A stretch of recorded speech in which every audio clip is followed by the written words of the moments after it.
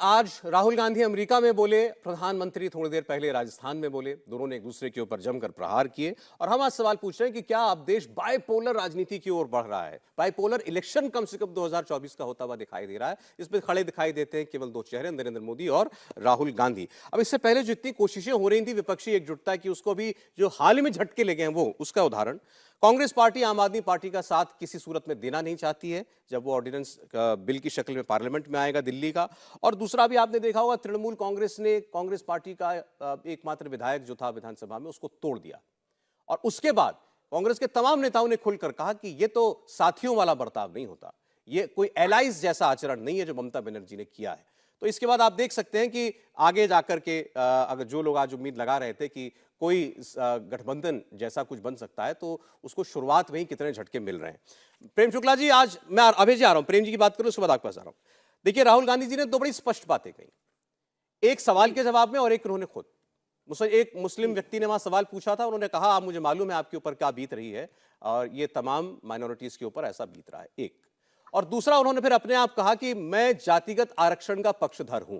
हमारी सरकार ने जातिगत आरक्षण करवाया था, ये सरकार आंकड़े जारी नहीं करना चाहती, नया सेंसस नहीं कराना चाहती। मुसलमान के साथ वो खड़े हैं और जातिगत जनगणना चाहते हैं। ये अपने आप में पर्याप्त है उनके लिए? देखिए, जातिगत जनगणना 2011 में कराई गई। राहुल गांधी और पूरी कांग्रेस को जवाब देना चाहिए कि 2011 की जो जातिगत जनगणना कराई गई उसके आंकड़े छिपा क्यों लिए, उसको सार्वजनिक क्यों नहीं किया।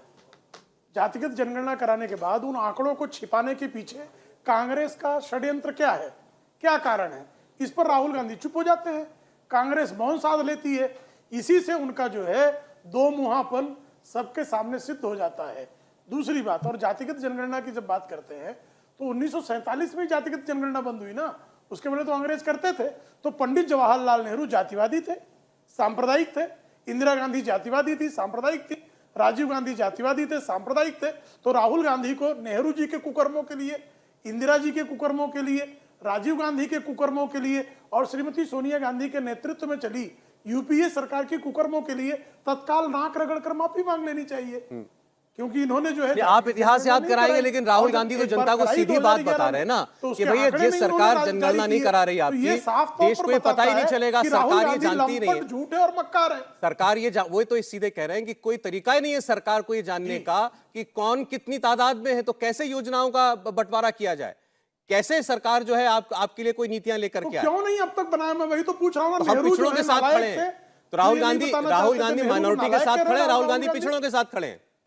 भाई, अंग्रेज जो हैं जातिगत जनगणना कराते थे, नेहरू ने क्यों नहीं कराई, राजीव ने क्यों नहीं कराई, इंदिरा जी ने क्यों नहीं कराई, और सोनिया ने कराने के बाद आंकड़े क्यों छिपा लिए, वही तो पूछ रहा हूं मैं कारण। अभय दुबे जी बता दें। अभय जी, देखिए, मेरे परिवार के संस्कार नहीं कि मैं मोदी को मक्कार, लंपट, झूठा ऐसे शब्द प्रयोग करूं जो ये हमारे नेताओं के लिए करते हैं। ना मैं अमित शाह जी को लंपट, मक्कार ही कहूंगा, क्या कहूं मैं। आप तो मोदी जी को रोज गालियां देती है पूरी कांग्रेस। प्रेम जी, इसमें बहुत समय जाता है, कांग्रेस मोदी जी को गालियां देने के कारण ही कुख्यात अब बोल ले दीजिए। राहुल गांधी ने उनकी जाति का पूरी ओबीसी समाज को गाली दी, इसी अपराध में जो है। प्रेम शुक्ला जी प्लीज, मैं निवेदन कर रहा हूँ, इसमें बहुत समय व्यर्थ हो जाता है, प्लीज बोलने दीजिए, सुन लीजिए। अक्ल पर पर्दा कैसे पड़ा, ये देखिए।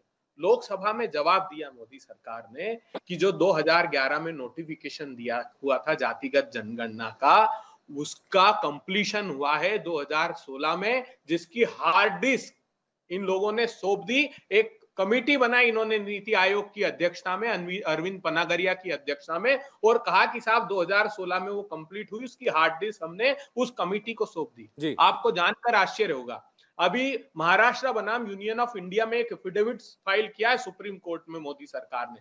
उसमें बताया, उसमें खुलासा हुआ 2021 में कि जो कमेटी 2016 में बनाई थी, न उसका कोई सदस्य बनाया, न उसकी एक भी मीटिंग कराई, और उसमें साफ कह दिया कि आने वाले समय में हम जातिगत जनगणना के पक्ष में नहीं हैं। इंडिया टीवी हर वक्त हर जगह डाउनलोड करने के लिए सर्च करें India TV news Google play store या ऐप स्टोर पर।